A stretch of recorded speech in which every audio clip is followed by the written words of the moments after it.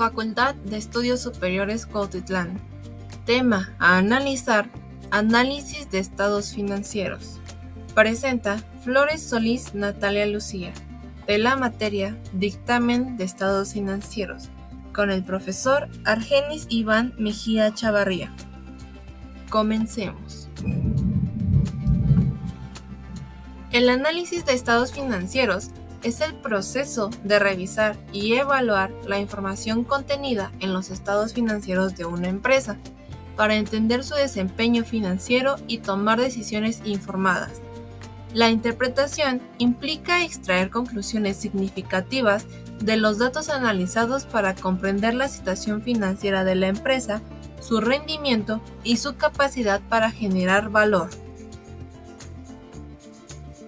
Los objetivos del análisis de los estados financieros es evaluar la rentabilidad de la empresa, medir la liquidez y solvencia, analizar la eficiencia en la gestión de activos, identificar riesgos financieros, comparar el rendimiento con el de otras empresas del mismo sector y facilitar la toma de decisiones financieras.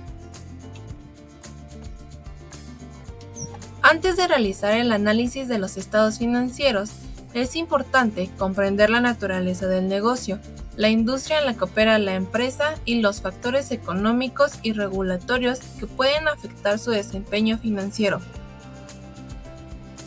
Para ello, es necesario realizar los siguientes pasos previos al análisis de la información financiera. Recopilación de los estados financieros de la empresa a analizar. Comprender el ajuste contable previamente realizados para asegurar la comparabilidad. Realizar la conversión de estados financieros a una moneda común si es que necesario y se está analizando una empresa extranjera. Revisión de notas explicativas para comprender políticas contables y eventos significativos. Métodos de análisis de estados financieros. Como principales métodos de análisis de estados financieros tenemos los siguientes. Métodos cualitativos y cuantitativos. Los métodos cualitativos implican una evaluación subjetiva de la información financiera. O en otras palabras, intenta comprender por qué funciona un negocio, cuáles son sus ventajas competitivas y aquellas características que hacen que una empresa pueda mantenerse por encima de sus competidores. El análisis cualitativo es capaz de dar explicación a las ventajas competitivas de un negocio y comprender adecuadamente hacia dónde debería evolucionar el negocio de una empresa. Sin embargo, puede pecar de dejarse llevar por el relato de una empresa y su negocio, dando por obvia la realidad económica de sus posibilidades y su realidad financiera. Mientras que los métodos cuantitativos se basan en el análisis de cifras numéricas, o en otras palabras, es aquel que toma como principal referencia los números de los estados financieros e intenta anclar la percepción de un negocio en sus cuentas y números. Mediante el uso de ratios y el estudio de cuentas de una empresa, los analistas pueden comprender cómo es rentable una empresa o un negocio. El análisis cuantitativo es muy eficiente para determinar la realidad de la empresa, ya que obliga a anclar el análisis en los números y a ver objetivamente el presente y pasado de una empresa. Sin embargo, puede ser poco visionario y no detectar dinámicas económicas que crearán valor en un futuro. Como siguiente método tenemos el análisis de estados financieros comparativos. La comparación de estados financieros de diferentes periodos permite identificar tendencias y evaluar el desempeño financiero a lo largo del tiempo. El siguiente son razones simples. Las razones financieras simples, como son la solvencia, la productividad y la rentabilidad, proporcionan información clave sobre diferentes aspectos del desempeño financiero de la empresa. Dentro de las primeras fórmulas tenemos la categoría de liquidez, y esta nos brinda las siguientes. Liquidez mediata. Activo circulante sobre pasivo a corto plazo. y su interpretación queda de la siguiente forma. Por cada peso que se debe pagar en menos de un año, se cuenta con 1.62 pesos de activo convertible en efectivo para hacer frente a la deuda. Prueba de ácido. Activo circulante menos inventarios sobre pasivo corto plazo. Y queda que por cada peso que la empresa debe, cuenta con 94 centavos para cubrir la deuda sin tener que disponer del inventario. Liquidez inmediata. Efectivo y equivalentes de efectivo sobre pasivo corto plazo. Y su interpretación queda que por cada peso que debe la empresa, tiene 12 centavos para enfrentar la deuda solo con dinero en efectivo. Solvencia. Dentro de esta categoría tenemos las fórmulas de deuda o capital contable, que es pasivo total sobre capital contable, y su interpretación queda que por cada peso invertido por los socios, 79 centavos pertenecen a terceros. Deuda a activos totales, pasivos totales sobre activos totales, y su interpretación queda que por cada peso en los activos de la empresa, 1.51 pesos no son de socios, sino que corresponden a deudas adquiridas por la empresa, o en otras palabras, se encuentran financiados por terceros. Eficiencia operativa a corto plazo. Tenemos rotación de inventarios, que su fórmula es costo de ventas sobre el inventario inicial de producción terminada más el inventario final de producción terminada sobre 2. Y su interpretación queda que su inventario se rota durante el periodo 3.18 veces, convirtiéndolo en efectivo o cuentas por cobrar. O en otras palabras, el inventario tarda 113 días en cumplir el ciclo de convertirse en efectivo o en renovarse.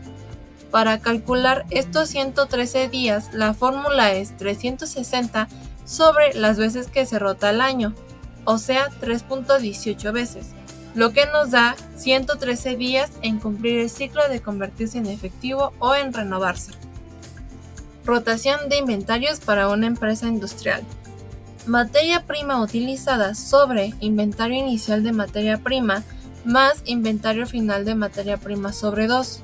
Su inventario se rota durante el periodo 2.60 veces, convirtiéndolo en efectivo o cuentas por cobrar, o en otras palabras, el inventario tarda 139 días en cumplir el ciclo de convertirse en efectivo o renovarse durante el año.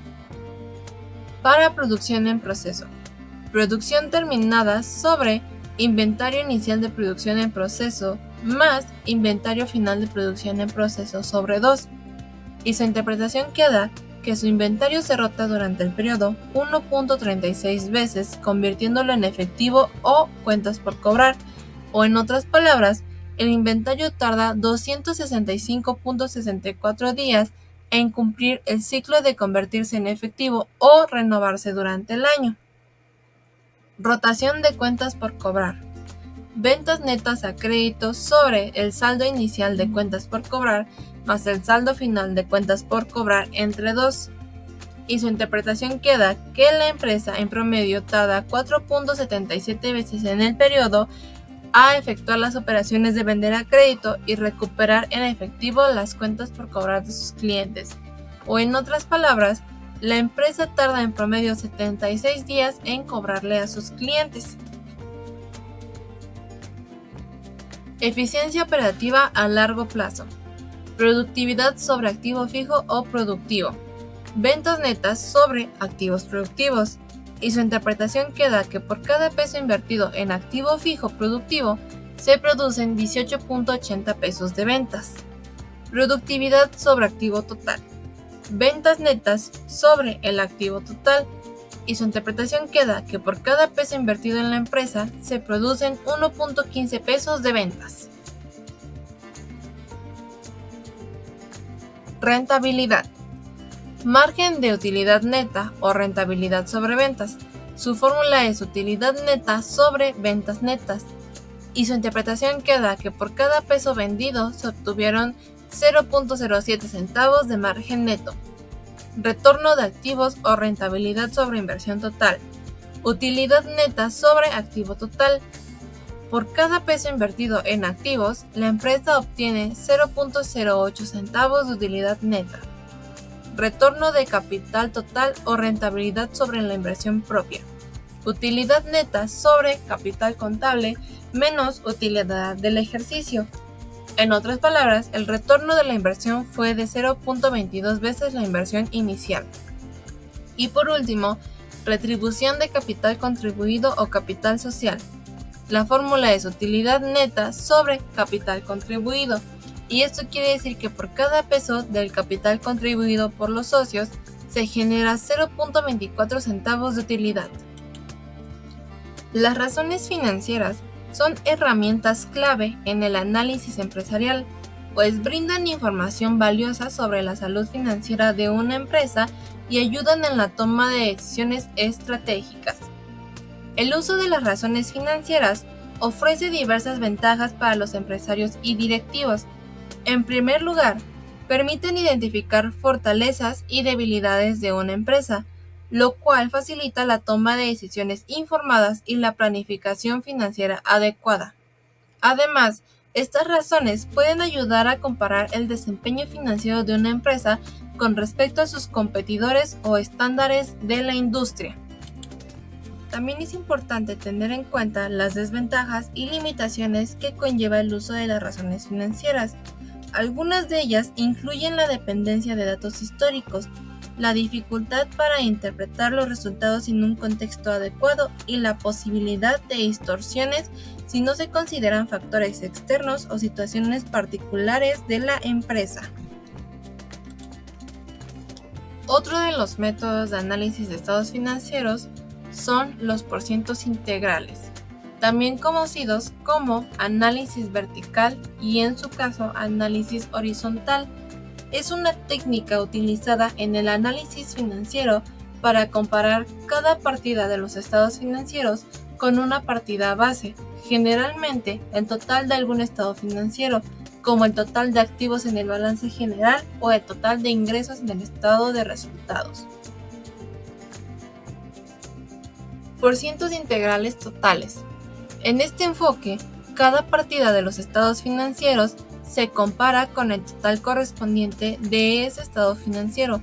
Por ejemplo, en el balance general, cada activo se expresa como un porcentaje del total de activos, y en el estado de resultados, cada línea de ingresos o gastos se expresa como un porcentaje total de ingresos.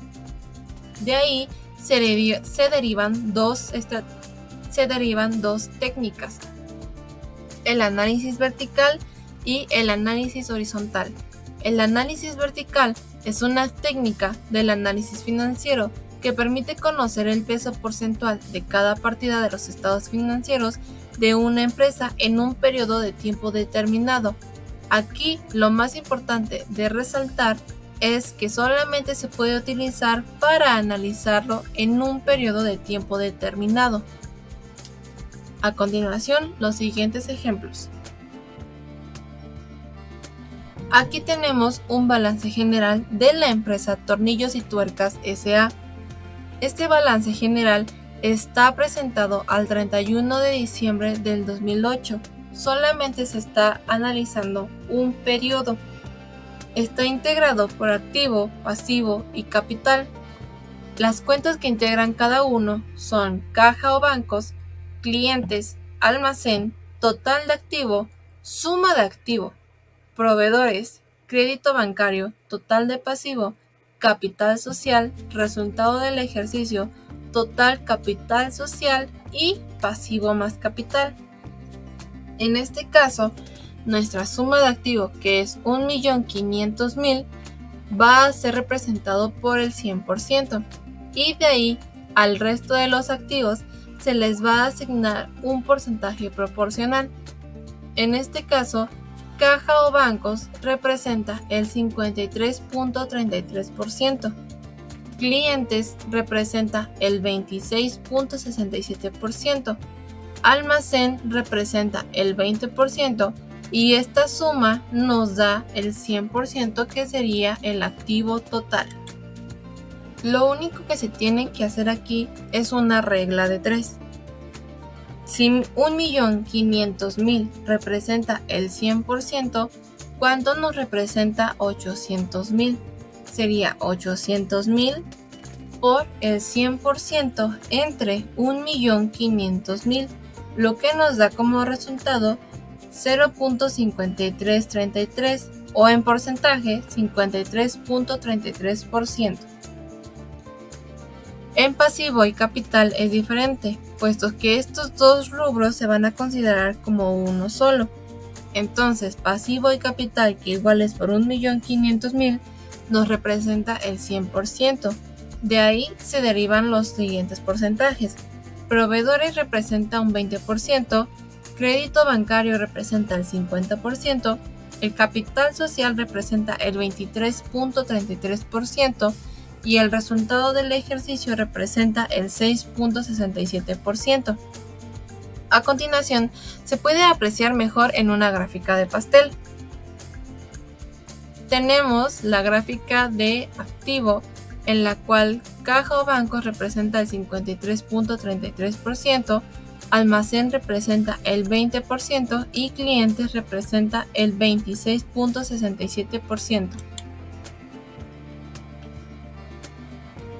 El siguiente es el estado de resultados. Es presentado del 1 de enero al 31 de diciembre del año 2008.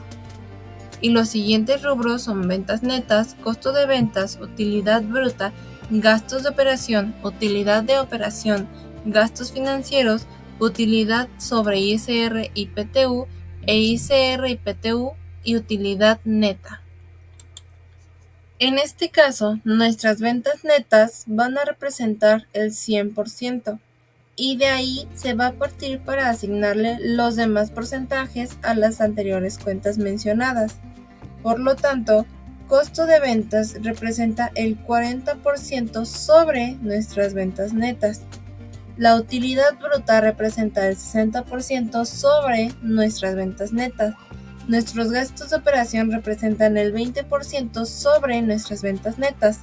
La utilidad de operación representa el 40% sobre nuestras ventas netas, los gastos financieros el 10%, nuestra utilidad sobre ISR y PTU el 30%, el ISR y el PTU el 12% y la utilidad neta el 18%.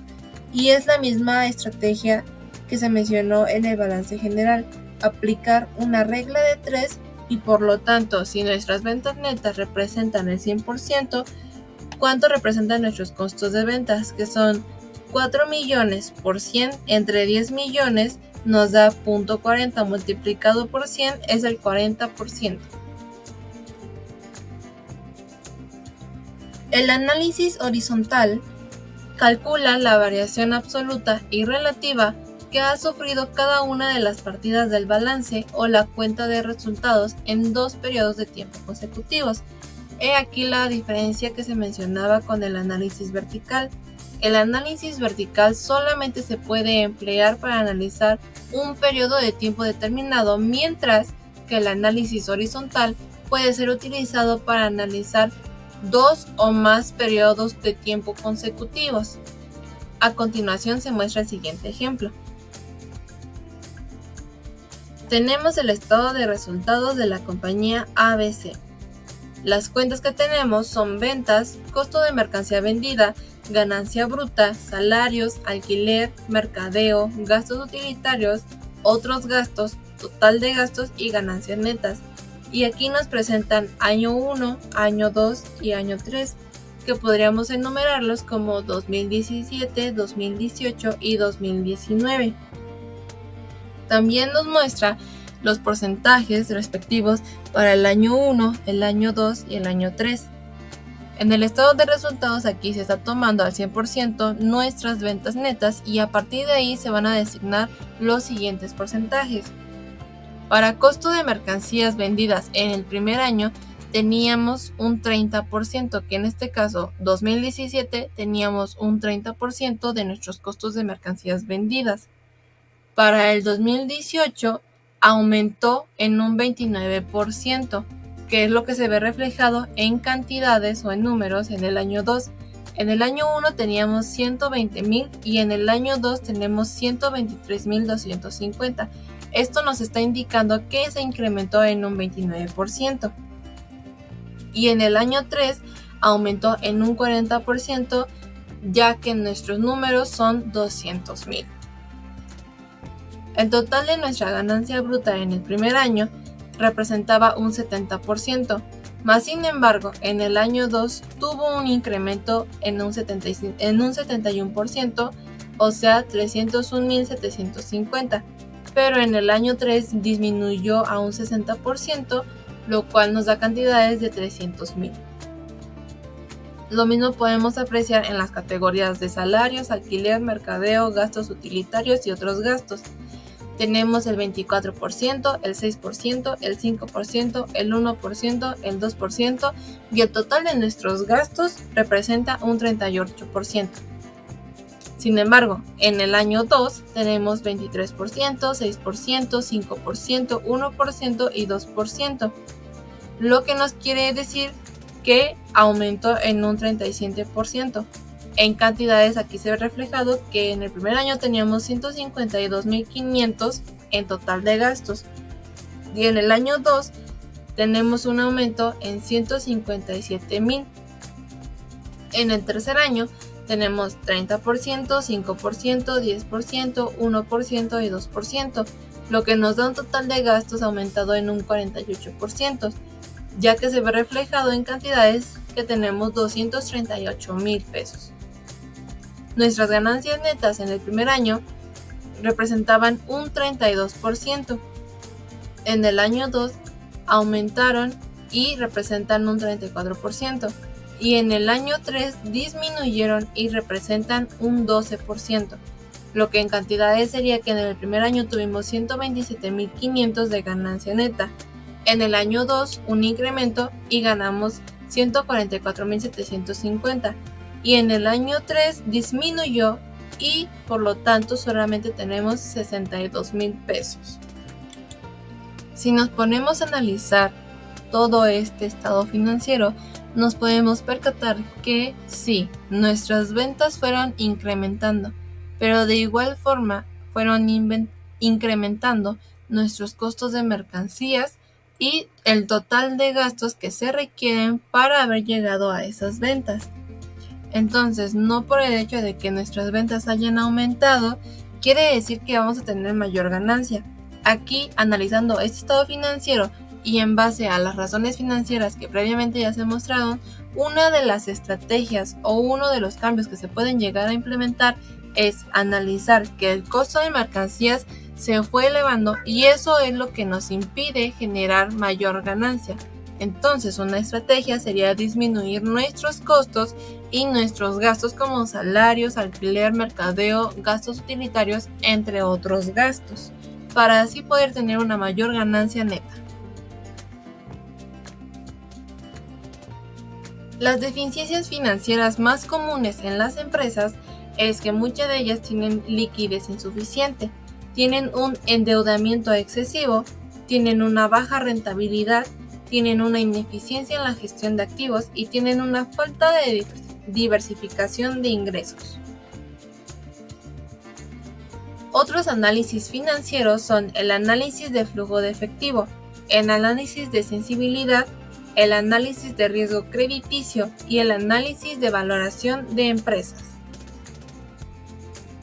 En conclusión, el análisis de estados financieros no solo proporciona una visión profunda de la salud financiera de una empresa, sino que también sirve como guía para la formulación de estrategias y la toma de decisiones financieras sólidas y fundamentadas. Es una herramienta indispensable para que los inversores, los gerentes y otras partes interesadas que buscan comprender y evaluar el desempeño y la realidad de una empresa en el mercado actual puedan tomar decisiones si realmente es buena opción invertir en la empresa que están analizando y que están observando o si de plano o definitivamente es una mala inversión.